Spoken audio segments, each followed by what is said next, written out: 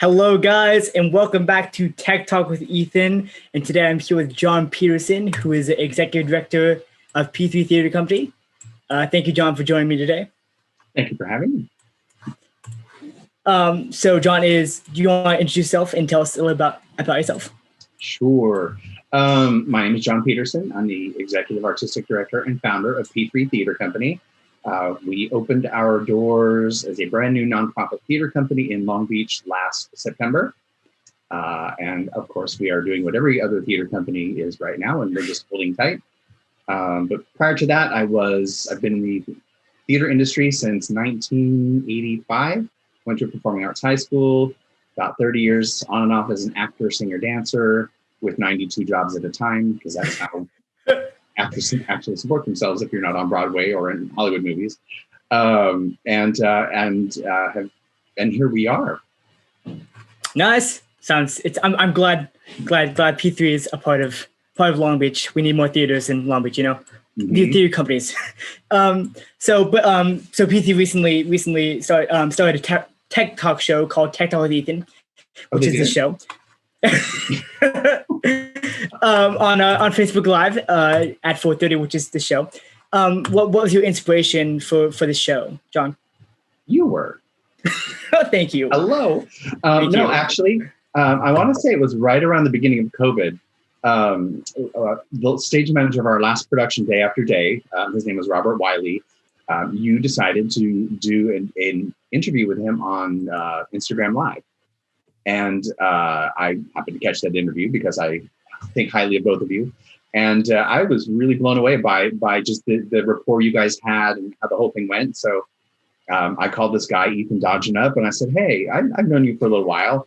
What do you think about interviewing technical staff, technical people, and kind of helping the world understand that what you see on the stage isn't just the actors. The actors aren't the only ones that make the show. So let's talk about the people who help in that. And without lights, you wouldn't have a show. Without sound, you wouldn't hear a show. Without costumes, well, we're not talking about that. So I thought it'd be a great idea to kind of bring them into the spotlight and help educate people and give you a chance to really use those interviewer skills that you have. Thank you. Everybody likes you. You bring a ray of sunshine into the room when you come into it. Thank you, and thank you for viewers who watch the show. I really appreciate you guys viewing, and we all appreciate that. So you've been an actor and you've danced and done other things other than theater management. How do you balance theater management and like acting but before COVID? Yeah, well, I assume that most of what we're talking about will be before COVID. Yeah, exactly. Well, the theater opened its doors actually just over a year ago. We reached our 1-year anniversary on September 13th, was opening night at the Vita last year. But obviously that wasn't the first day managing a theater company.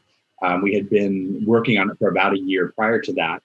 I hadn't done much theater in the years prior to that. I was in the trade show industry for 10 years, and you work a lot of hours. So there wasn't much theater involved. I did a couple things here and there, but I made the attempt to do a production of my favorite show, Jekyll and Hyde, at one of my favorite local theater companies, Stage Door Repertory Theater in Anaheim. Check them out once they open again. With one of my favorite people, Nick Charles, directing the show. And I was doing that at the same time we were in rehearsals for one of our productions at P3. And that was really hard. So there really isn't any juggling involved because especially as a brand new theater company, nonprofit, really trying to get off the ground, limited staffing, you wear a lot of hats as an executive artistic director. And while I had a fantastic time in the production of Jekyll and Hyde, it was really tough to play both roles. So to speak. Yeah. And not one I will ever do again. At least I'll make the timing better next time. But yeah, it's a tough thing to juggle because you do wear so many hats. Fortunately, I did know the show Jekyll and Hyde. Like I said, it's one of my favorite shows, and I've done it before. I played a different role this time, which was kind of cool. But I didn't have to put a lot of work into learning the show, so that helped. I just had to rehearsals and stuff. Exactly. And I'd like to give a plug to Tony Santamoro and Christy Morrow Cohen, who co-directed Day After Day, the production that was happening at P3. They've done the show. They created the show. So I was able to just give them the reins, and them with our amazing staff and crew. They made it happen. I really didn't have much to do with getting that on its feet. So kudos to them for pulling through on that. Yes, amazing show as always. You had your first inaugural. We had our first inaugural season opening with Evita. How do you feel when the curtain closed on opening night? Like, was it relief? I think I was still in shock. I mean, it was a dream come true, and I didn't even know it was a dream until a couple of years before I became involved in wanting to start a theater company. Although I've always wanted to do it, never thought it would be something that would actually happen. But the whole night, my sister came. Well, my whole family came, but she was kind of she dragged me around where I was supposed to be the opening night. Because the mayor of Long Beach came to the show. We had our big gala event. A lot of city leaders were there. Plus, I had a show that I was needing to make sure happened. Exactly. So my sister said, "Okay, you need to come over here now. Now you have to come over here." And then I sat down, and I'm gonna cry now. But it was such an overwhelming night. That show itself is very, very close to my heart. With Christy Morrow Cohen playing Ava, who I did the show with 20-something years ago, reprising her role, bringing in key people that I've been involved in with that specific production, and then this whole amazing, brilliant team of technicians and actors, singer, dancers. It was a fantastic production, and I was so proud. But I was like, oh, finally! Exactly. I can at least take my bow tie off right now. It tastes a little too tight, Gotta loosen that up a little bit. Exactly. So back to. So could you explain what an executive director does of a theater company? Your role as executive director. Well, there are so many factors depending on. There are executive directors, there are artistic directors, and then there are executive artistic directors. Yeah. And basically, in our little world that we have with P3, the executive director handles all of the operations of the company, finances, marketing, promoting, all of that. The artistic director handles the artistic side of it, meaning like the programming, the stuff with the show. Executive artistic being the same title, I was doing both. So I was handling all of the marketing and administrative and just a lot of new stuff. I've been in theater. I have an MBA, so I have both sides, but I've never put them together before. Now, the artistic director side of it, that was the interesting side. Having been an actor for so long, you and I have talked about this before. I show up to the theater tech week. Oh, look, here's all my costumes. Oh, this one's a little tight. This one's a little loose. Somebody fixes it for me. Oh, there's my props. Cool. Don't touch my props. Number one backstage. Exactly. It's still my biggest pet peeve. Don't touch my props. The lights happen. Somebody comes up to you with your microphone. Well, that all just happened when I was an actor. I don't worry about it. Well, as a producer or executive artistic director, I was like, this stuff all has to come from somewhere. Exactly. It's not like I'm dumb, but it just, it's one of those things that I really pieced together. And fortunately, I surrounded myself with people who did know where this stuff came from and how to make it happen. Sean McClelland, our set designer, who I worked with in Florida, and he worked with us remotely on the show. Jimmy Hippensteel, our director choreographer, he choreographed a production that Christy and I did back in the mid-90s of this show. So I've known him forever. He's been around. He knows what's up. We used actually two people that I had known locally. Brandon Millett and Joshua Neal were our sound and lighting designers. Both young and less experienced than the older folk, but they knew the building, they knew the facility, and they were really good at their jobs. Exactly. So you put all of that together with a good stage management team. Now, we had some struggles at the end where we found that we needed more technical staff than we had. So that's where we got you, who have been with us since the beginning. You ran spot for that show, right? Yes, I did run spot for that show. Yeah. Found you. We found Lauren Bongan, who she ran backstage. She ran. Yeah. Back and forth. Yeah, she really whipped that show together. Definitely. And then we had Tyler that came in, who was married to one of our dancers. And he really, so there was a lot of help from a lot of people who really knew what they were doing. And I think that's key to being an artistic director, any type of management person, is that you don't have to know everything. You just have to know who does. And you surround yourself with those people. And that really, I'm if it hadn't been for those people, I didn't do any of that. I just assembled the people. They made this happen. So it was a pretty eye-opening experience. And I learned a lot through that. Yeah, that's great. Which it's always important to have, the people that, they that know stuff, and it's good to, ask them, like, can you help me put this together, which I think is great. So coming from a background of, acting and, dancing and on the technical side, how's your change from, being an actor and then becoming an executive director and having all the knowledge of sound, lighting, and all that?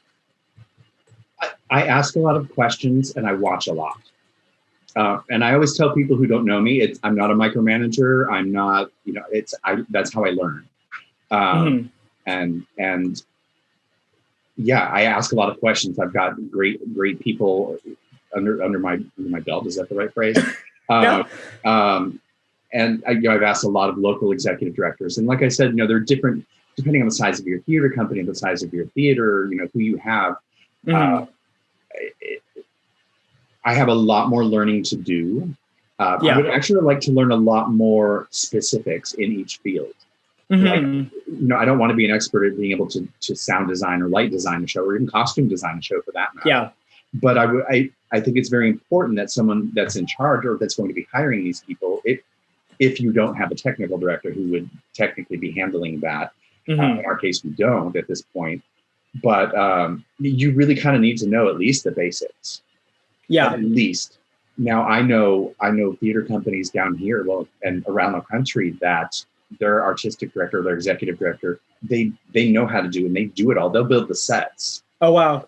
Stage door repertory that I had mentioned before. They, the wife of the executive director, she is their costumer, and she does an amazing job. Oh wow. She knows how to do it. Yeah. And he builds the sets. He does the lights. I don't have that background. I don't know that I'll ever be that experienced, but I definitely need to up my game and honestly take some classes. Yeah. I mean, there are a lot out there. I think, I think Cypress has colleges and, classes. Yeah, we've had a couple of their staff on with us on your show. Yeah. Cypress colleges, they're very good. The theater program has been for years since I was in college, which was just a couple of years ago. But and watching and talking to the professionals themselves, exactly. Some people learn better hands-on. Yep. Me specifically, I like to learn hands-on. Yeah.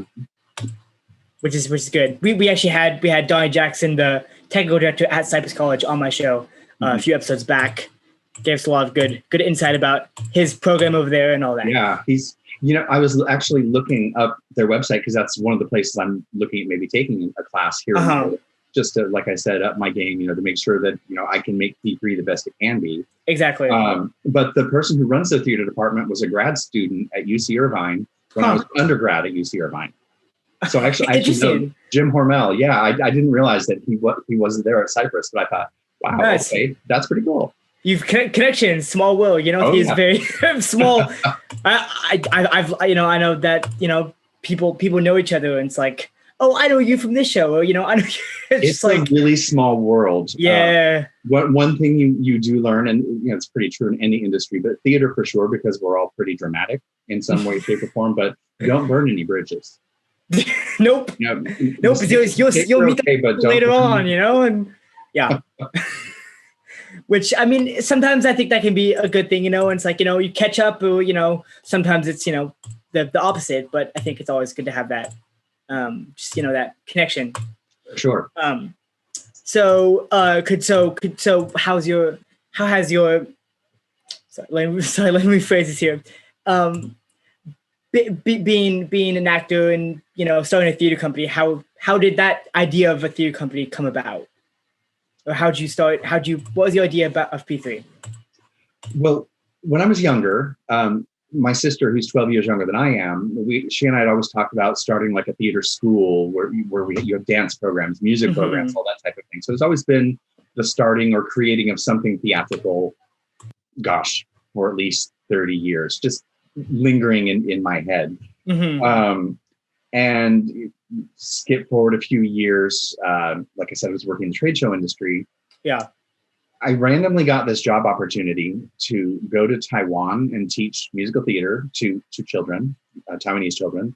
And I did it on a whim, was there seven, from the time I applied for the job, I was in Taiwan 7 days later.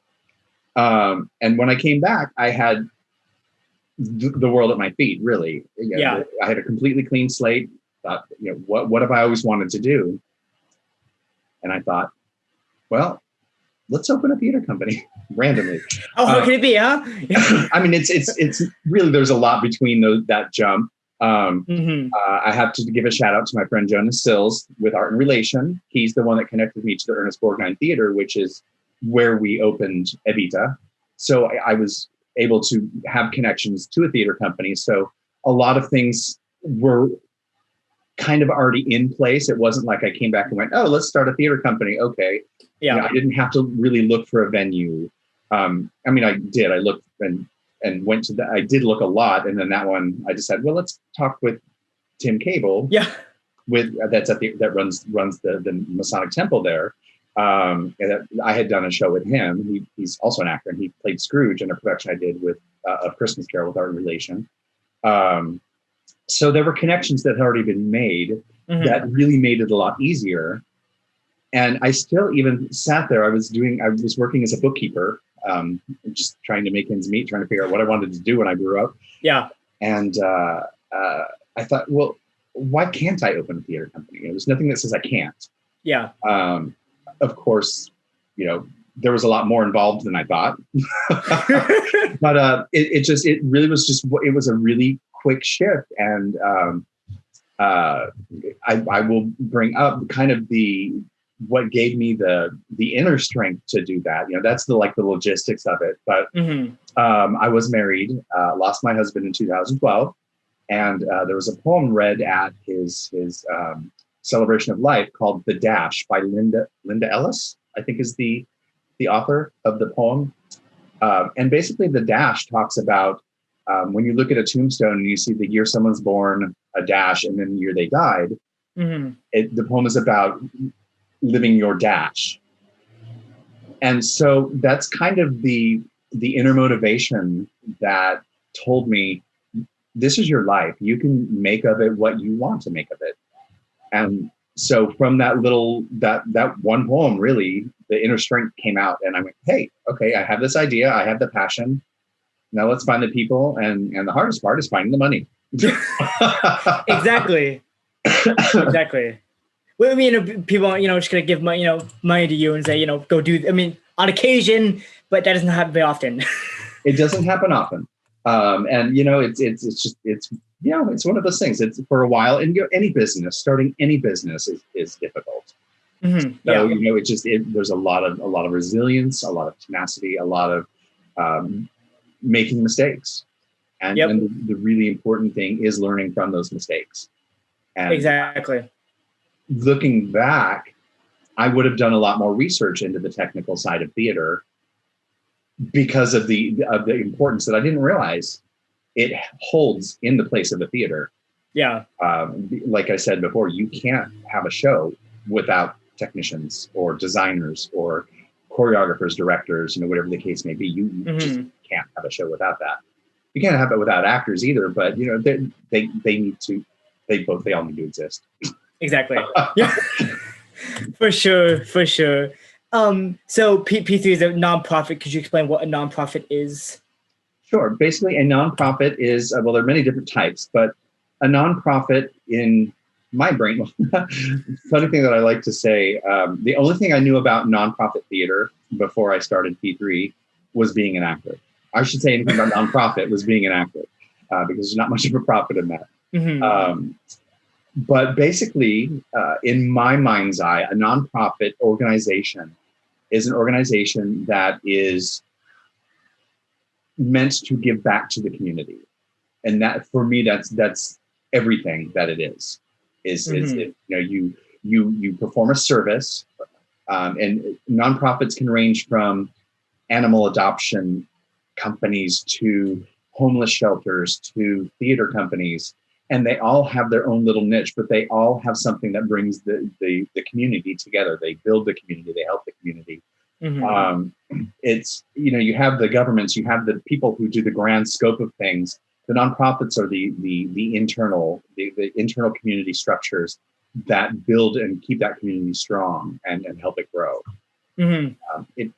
That's it. I mean, it sounds a little cliche, but that's really exactly what they are. Nice. Have you, so for VIA, did you hire any equity actors? So do equity actors perform in nonprofits? Like, can they perform in any type of?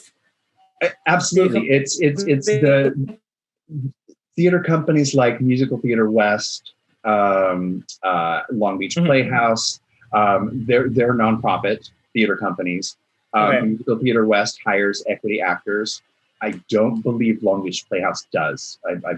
It's the union rules for Actors Equity Association, which is the Actors and Directors and Stage Managers. No, sorry, Actors and Stage Managers Union. Yeah. Wow. The rules and laws are different by county.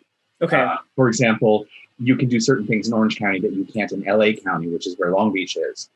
So I wanted to have, part of our mission was to create paid employment opportunities for theatrical artists. So in making that choice, I wanted to hire union actors.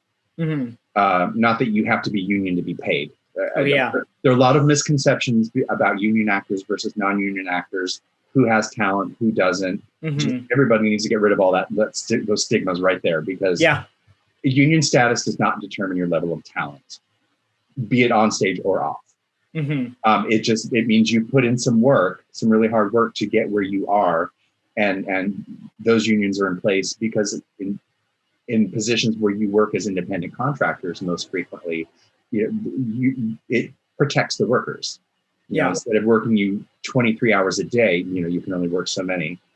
But to get back to your question, we did decide to hire union actors. Now, in Orange County, they have you can hire union actors and not necessarily be a union theater company. Okay. You can use it's a guest artist contract or special appearance contract, I think is what they're called. Where you can just hire a union actor on a case-by-case basis. Say you have a show and just you really want to get a person that's in the union, or the person that you really want is a member of the actors union. You can't do that in LA County. Okay. I don't know why. So we actually made an agreement with Actors Equity, and we have a small professional theater transitional contract, which kind of puts us, we're like a beginning union theater company, where we only had to hire one union actor or stage manager per production. We can hire more, but there are also additional costs because union actors, they're a little bit more under the employee status. If talking from a technical, that's the executive director. You have to pay into health insurance for them and workers' comp and disability, state disability, which is part of the reason unions are in place, are to get those benefits for those. Those actors.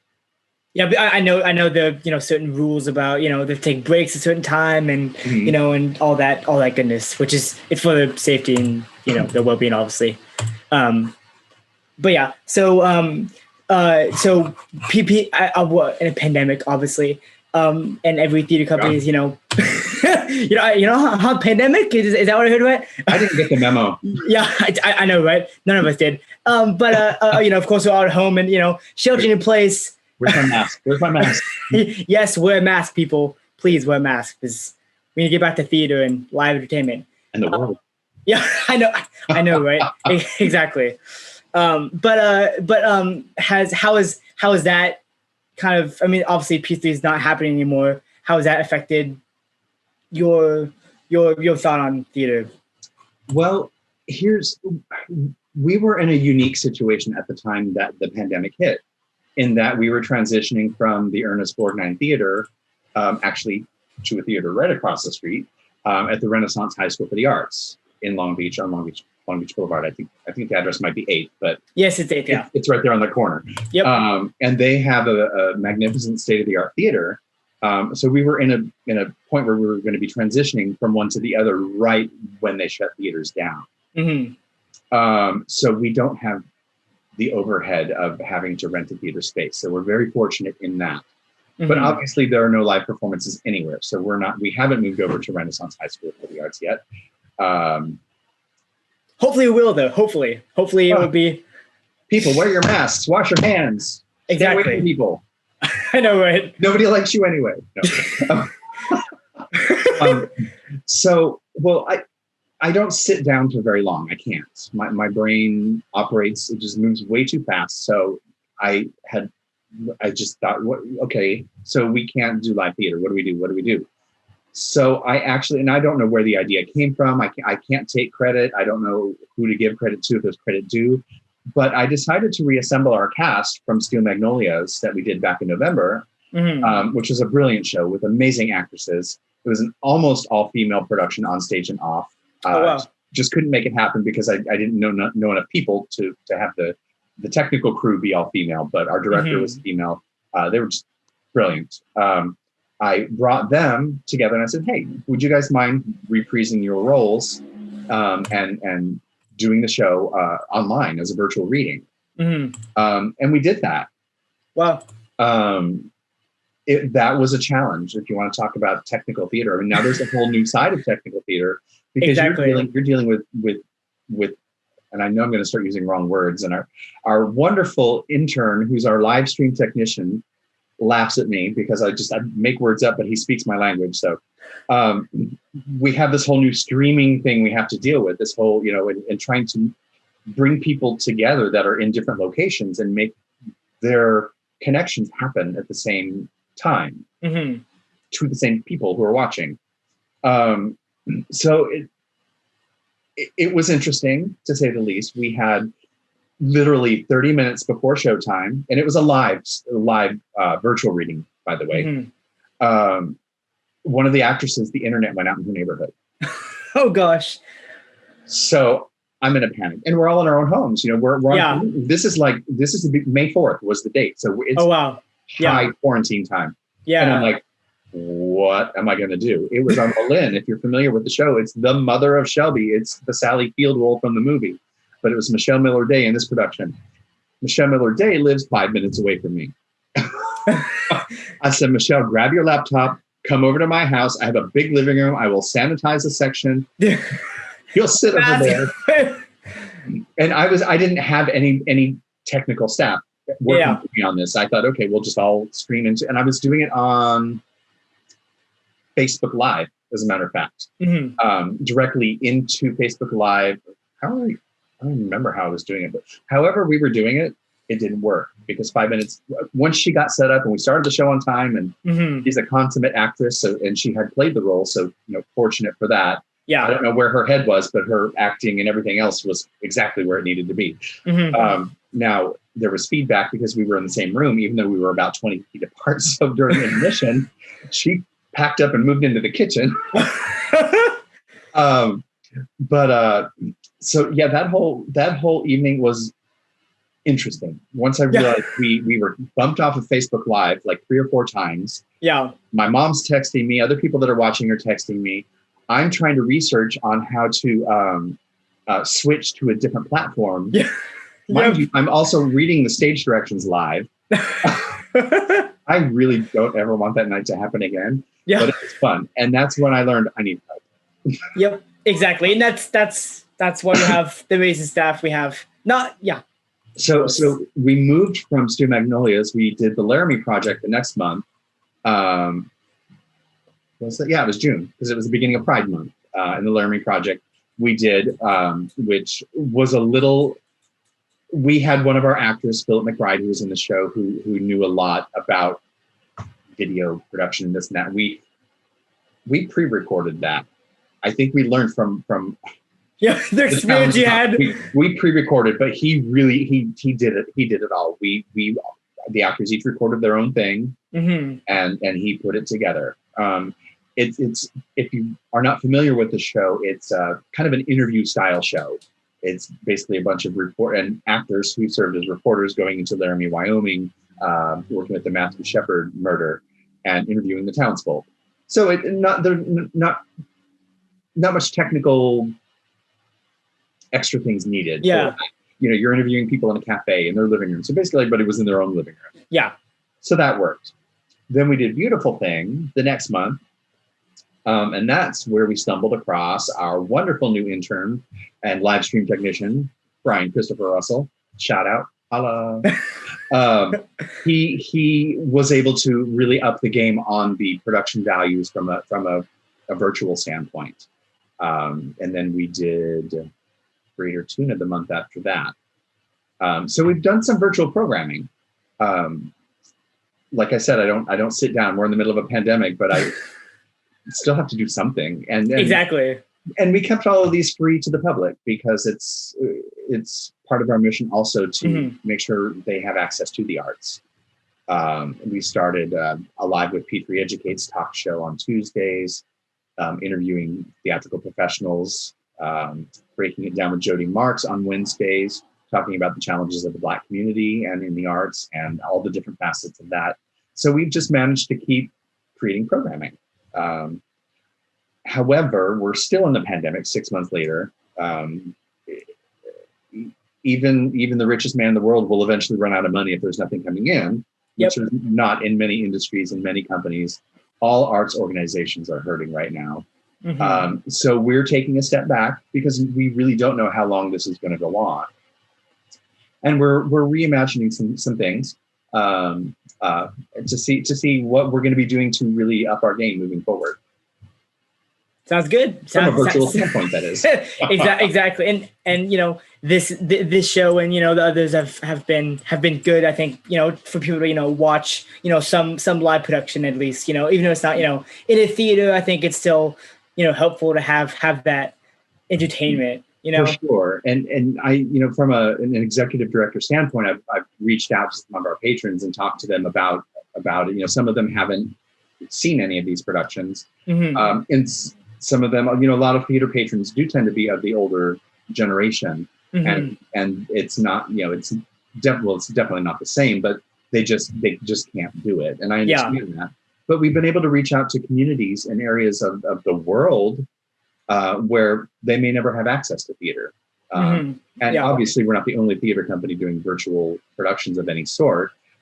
Many are jumping on board with that, and I think that's a wonderful thing because it spreads the arts, which are a healing thing. Yes. So if there's anything good to be said about what's going on in the world, pandemic-wise, right now, that would be it. That more people that some people live out in the middle of nowhere. They may have internet, but they don't have a theater. Yeah. So. Which it's I think it's tough for all of us, and I really hope we get back to some sort of live theater soon, if not in the next few months. Or end of the year. My stage will come. I know, right? But thank you, Jon, so much for your knowledge and your feedback. It was a pleasure to have you on the show. And thank you for asking me to be a guest. Yeah, no problem. And thank you guys for watching. And we'll talk to you guys next Thursday at 4:30. Thank you.